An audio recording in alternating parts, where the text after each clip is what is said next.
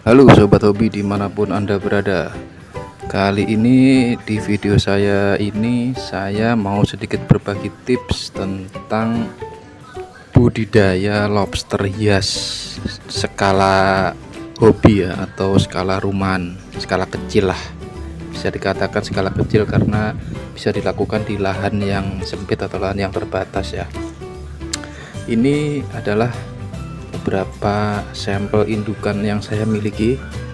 Jenisnya lobster merah Clarky, red Clarky ya. Ada juga ini saya punya white Clarky yang putih ini.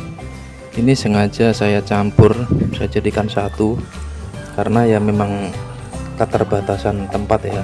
Sebenarnya yang bagus dipisah. Jadi kalau mau mencetak atau beternak khusus red Clarky ya red Clarky aja, kalau white Clarky ya white Clarky, nggak usah dicampur.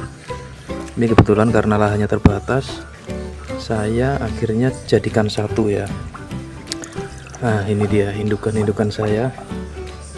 Ini sampel size indukan red Clarky. Ini udah besar ya. Untuk jenis lobster hias red Clarky ini size sebesar ini sudah bisa dikatakan besar ini ya. Oke, ini saya punya 10 ekor red Clarky dan 5 ekor white Clarky ya.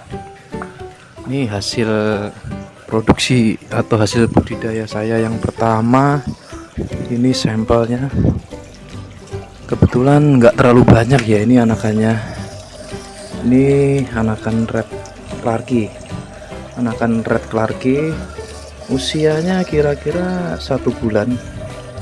Nah sebesar ini ya. Jadi kalau metode yang saya gunakan karena keterbatasan lahan, akhirnya indukan yang menggendong telur tetap saya jadikan satu di kolam utama ya. Ini saya kolamnya kecil, nggak terlalu besar. Kolamnya menggunakan kolam ukuran 2 meter kali 1,5 meter ini yang saya gunakan sekarang ini. Nah ini contoh sampel anakan dari lobster hias red Clarky ya, seperti ini. Jadi sedikit tips bagi kawan-kawan yang ingin memulai budidaya lobster hias di lahan yang terbatas atau lahan sempit. Usahakan kolam ini di atasnya ditutup dengan paranet atau jaring ya, karena ini sangat berpengaruh sekali. Ini contohnya yang sudah saya alami. Kebetulan kolam saya ini nggak saya tutup dengan jaring, akhirnya berpengaruh di produktivitas anakan lobsternya sendiri, karena ada hama dari ini larva capung. Larva capung itu kalau sudah bertelur di kolam dan menetas, itu larvanya memakan apa ya, anakan yang baru menetas dari lobster ini ya. Mereka makan anakan dari lobster ini ya, makanya itu sangat mempengaruhi produktivitas ya. Ini sampel indukan saya. Jadi usahakan kolam yang akan digunakan untuk beternak atau budidaya ini ditutup atasnya dengan jaring atau paranet ya. Usahakan tidak ada sela-sela di pinggir, jadi tidak ada capung yang masuk ya. Terus yang kedua, usahakan suhu airnya ini stabil. Jadi kalau saya sendiri menggunakan air mengalir ya, jadi kolam ini saya aliri terus 24 jam dengan air, walaupun volumenya kecil tapi mengalir terus selama 24 jam. Terus kemudian agar produktivitasnya tinggi, substratnya harus disediakan ya. Saya menggunakan eceng gondok dan potongan pipa paralon. Nah, potongan pipa paralon seperti ini untuk berlindung lobsternya sendiri. Indukannya nanti ngumpet di sini dia. Begitu, seperti itu.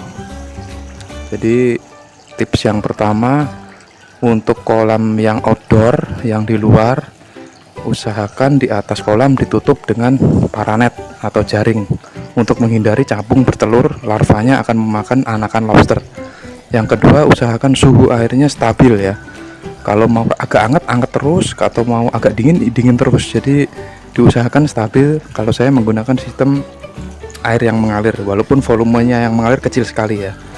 seperti itu. Terus yang kemudian agar produktivitasnya tinggi, kalau bisa indukan yang sedang menggendong telur dipisahkan, jadi tidak dijadikan satu. Seperti saya ini, saya jadikan satu, akhirnya produktivitasnya nggak terlalu banyak ya, karena mungkin ada kanibalisme juga di antara sesama mereka ini. Jadi yang paling rawan itu adalah kanibalisme di antara sesama lobsternya sendiri. Mungkin itu aja tips yang sangat sederhana bagi pemula atau yang mau belajar beternak lobster hias. Silahkan mencoba, semoga berhasil ya. Terima kasih sudah menyaksikan video saya. Sampai jumpa di video selanjutnya.